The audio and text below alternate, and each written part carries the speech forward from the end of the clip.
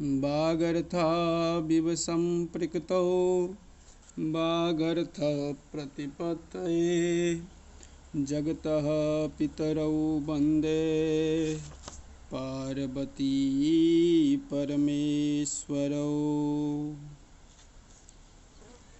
बच्चों, मैं गोपाल ठाकुर, सहायक प्राध्यापक व्याकरण, लक्ष्मी नारायण रामेश्वर संस्कृत महाविद्यालय जयदेवपट्टी से आप लोग को पुनः ऑनलाइन कक्षा के माध्यम से रूबरू होते हुए शास्त्री तृतीय वर्ग के लिए मैं उपस्थित हुआ हूँ। आज का विषय व्याकरण महाभाष्य से प्रथम अनिक जो पस्पशानिक के नाम से जाने जाते हैं। तो आज का जो विषय है व्याकरण अध्ययन साधक गम प्रतीक भाष्यम। कहते हैं कि स्वर की कितनी आवश्यकता है, व्याकरण की कितनी आवश्यकता है। किसी भी कर्मकांड हम लोग करते हैं उसमें शुद्ध स्वरूप मंत्र का कितना महत्व है और अशुद्ध हो जाने से कितनी हानि है, उसी पर आज विशेष विवेचना करते हुए कहते हैं असंदेहार्थम चाधेयम व्याकरणम याज्ञिकाः पठन्ति अस्तूल पृखति मागनी वरुणि मन्वण्डवाही मालभेतीति तस्यां संदेह अस्तूला चासौ पृखति च अस्थूल पृखति। फिर अस्थूलानि पृखन्ति जस्याः सेयम् अस्थूल पृखतीति ताम नावैयाकरणः स्वरतोऽध्यवस्यति यदि पूर्वपद प्रकृति स्वरस्त्वं ततो बहुब्रीहि अथ समासान्तोदात्तत्वं ततस्तत्पुरुष इति। असंदेहार्थ्यमिति संदेहस्य प्रागभावोत्तरो दृष्टोऽव्यो न तु प्रध्वंसोऽभावः न हि वैयाकरणस्य संशयः उत्पद्य विनश्यति इतरस्येव तदुपास्ये स्वरतो इति हि पर्वपद प्रकृति स्वराद बहुब्रीहिश्चार्थावसाय इत्यर्थः। कहते हैं कि असंदेह पदार्थ का निरूपण करने वाला कहता है कि और संदेह रहितात के लिए संदेह उत्पन्न न होने वाले, इसीलिए असंदेह का अर्थ करते हैं कि संदेह उत्पन्न न होने पावे। व्याकरण का अध्ययन आवश्यक है। जो व्याकरण का शास्त्र का अध्ययन करते हैं उससे कोई हमें संदेह उत्पन्न नहीं हो। अब क्योंकि यज्ञ कांड में आने वाले यह वाक्य है कि अस्थूल पृखतिमग्निवारुणि मन्वावाही मालभेत, अर्थात अस्थूल पृखति मीन्स बिंदु, गौ का अग्नि और वरुण देवता के उद्देश्य से आलंबन किया जाए। उक्त श्रुति में जो अस्थूल पृखति शब्द है उसके अर्थ से संदेह उठता है कि क्या उक्त शब्द का अर्थ मोटी और बिंदुओं वाली गौ है, यह माना जाए, अथवा जिस गौ के शरीर पर मोटे बिंदु अर्थात छींटे हैं वह। जो पुरुष व्याकरण को जानने वाले नहीं है वह स्वर से स्थूल पृखति शब्द के अर्थ का निर्णय नहीं कर सकेगा। व्याकरण स्वर देखकर भी अर्थ का निर्णय करता है। यदि स्थूल पृखति में पूर्व पद स्थूल का प्रकृति स्वर है तब तो बहुब्रीहि समास है, और यदि समास का उदात्त है तब तत्पुरुष है। इमानि च भूयः शब्दानुशासनस्य प्रयोजनानि। इसमें जो है शब्दानुशासन का क्या प्रयोजन है, तो तेसुरा दुष्टः शब्दः यदधीतं यस्तु प्रयुङ्क्ते अविद्वांसः विभक्तिं कुर्वन्ति। यो वा इमां चत्वारि उतत्वः सक्तुमिवः सारस्वस्तिं दशम्यां पुत्रस्य सुदुवो असि वरुण इति। मुख्यानि प्रयोजनानि प्रदर्शनानि प्रदर्शयति। इमानि चेत भूय इति पुनरित्यर्थः। आनुङ्ख्यत्वां चैखां वारगद्वयोपादनम्। कहते हैं कि व्याकरण शास्त्र के अध्ययन के और भी आगे कहे जाने वाले प्रयोजन का लाभ अथवा हेतु है, जिनका प्रतीक है ते सुराः दुष्टः शब्दः यदधीत। और संदेह का अर्थ यहाँ कहे गए हैं कि संदेह का ध्वंस नहीं है, क्योंकि व्याकरणों को संदेह होता ही नहीं तो ध्वंस होगा किसका। स्थूल प्रकृति में दो प्रकार से समास किया जा सकता है। स्थूला चासौ प्रकृति, तो इस विग्रह में स्थूल प्रकृति यह जो समास होगा वह कर्मधारय समास होगा, जिसके ऊपर का पहला अर्थ होगा। और स्थूलानि प्रखन्ति यस्या, इस विग्रह में स्थूल प्रकृति यह जो समास होगा वह बहुब्रीहि समास होगा, जिससे ऊपर का दूसरा अर्थ होगा कर्मधारय में समासस्य। इस सूत्र से समास का अंत उदात्त होता है। और बहुब्रीहि समास में स्थूल यह जो पूर्व पद है उसके अन्य वर्ण के उदात्त होने के उसके बाद वाला स्वर स्वरित हो जाता है। स्वरित बाद में आने वाले दोनों स्वर अनुदात्त हैं, जिनका प्रत्यय हो जाता है। अतः इस स्थूल प्रकृति के स्वर को देखकर इसमें कौन समास होकर कौन सा अर्थ संभव है, यह व्याकरण ही निर्णय कर सकता है।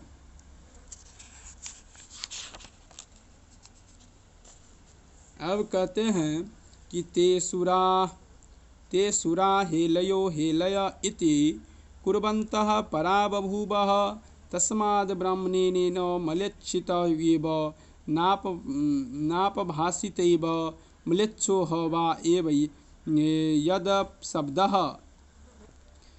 कहते हैं ते सुरा इति निंदार्थवादनेन मलेच्छिता वा इति मलेक्षणं निषेध्यति। तत्र केचिदाहो हाय हे प्रयोगे हाय हयो इति प्लुते प्रकृतिभावे च कर्तव्ये तत्करणं मलेच्छनम् इति। पदनिर्वचने कार्यो वाक्यनिर्वचनं लब्ध्वं च मलेच्छनमित्यपरे न मलेच्छित्वा इत्यस्य पार्थयो नापभाषिता वा इति कृत्यार्थे इति। यत्रेव प्रत्ययः मलेच्छ इति कर्मणि घई ऊपर वाले प्रतीकों में प्रथम प्रतीक के सुरा बतलाते हैं कि वे प्रसिद्ध दैत्य थे, किंतु हे अरया अर्थात हे शत्रुओं के बदले हेलिया ऐसा यज्ञ स्थल में उच्चारण किया गया। अतः वे पराभव को प्राप्त हुए, इसीलिए ब्राह्मण को मलेच्छन अर्थात अपशब्द भाषण नहीं करना चाहिए, क्योंकि यह अपशब्द है जो मलेच्छ रूप से प्रसिद्ध है।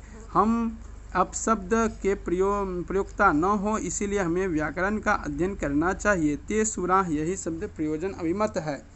कहते हैं दुष्ट शब्द का कितना प्रभाव पड़ता है, तो दुष्टः शब्दः स्वरतो वर्णतो वा मिथ्या प्रयुक्तो न तमर्थमाह। कैसे, तो सौवाग्रवज्रो यजमानं हि नस्ति यथेन्द्र शत्रुः स्वरतो पराघात। स्वरेण स्वरतः आदित्वातसिः मिथ्या प्रयुक्तः इति यथार्थ प्रतिपादनाय प्रयुक्तस्थोर्थनार्थं स्वरवर्णदोषात् प्रतिपादनाभिमतमर्थमित्यर्थः। वागेव वज्रो हिंसकत्वात् यथेन्द्र शत्रुशब्दः स्वरदोपाद्यजमानं हिंसते वानित्यर्थः।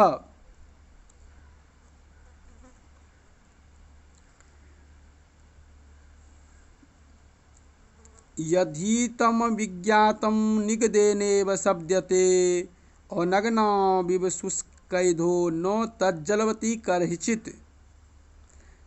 कहते हैं कि यदितम से सूचित प्रयोजन को भाष्यकार बतलाते हैं कि जिसका अध्ययन तो किया गया है किंतु जिसमें स्वरादि के संस्कार विदित नहीं हुए। अध्ययन तो कर लिए, अध्ययन कराया गया, परंतु स्वरादि के ज्ञान नहीं हुए अथवा अर्थों को परिज्ञान नहीं हो पाया, फलतः वह पाठ मात्र से ही बार बार शब्दित होता है। जैसे नगारे की आवाज़ के समान सूखा सूखा उच्चारित होता है, उसका वह अध्ययन सूखा काठ भी आग के बिना नहीं जल सकता, उसी प्रकार उनका शब्द, उनका वाक्य प्रकाशमान नहीं हो पाता है, निष्फल हो जाता है। अतः बिना अर्थ ज्ञान प्राप्त किए हम अध्ययन न करें। एक लघु कथा है कि बहुत प्राचीन समय में इंद्र ने विश्वरूप का किसी कारण से वध कर डाला था। इससे कुपित होकर विश्वरूप के पिता त्वष्टा थे। त्वष्टा ने इंद्र घातक पुत्र की उत्पत्ति की इच्छा से एक अभिचारिक याग किया। उस याग में स्वाहेन्द्र शत्रुर्वर्धस्व इस मंत्र का उच्चारण किया गया था। उस मंत्र का अभीष्ट अर्थ यह था कि हे अग्निदेव, तुम्हारे उद्देश्य से हम इस हविष का त्याग करते हैं। तुम इंद्र के घातक पुरुष होकर वृद्धि को प्राप्त करो। तुम जो है सो इंद्र को घातक होके उनको समाप्ति करके पुरुष होकर वृद्धि को प्राप्त करो। उनको हविष्यान्न से स्वाहा प्रदान किया जाता था।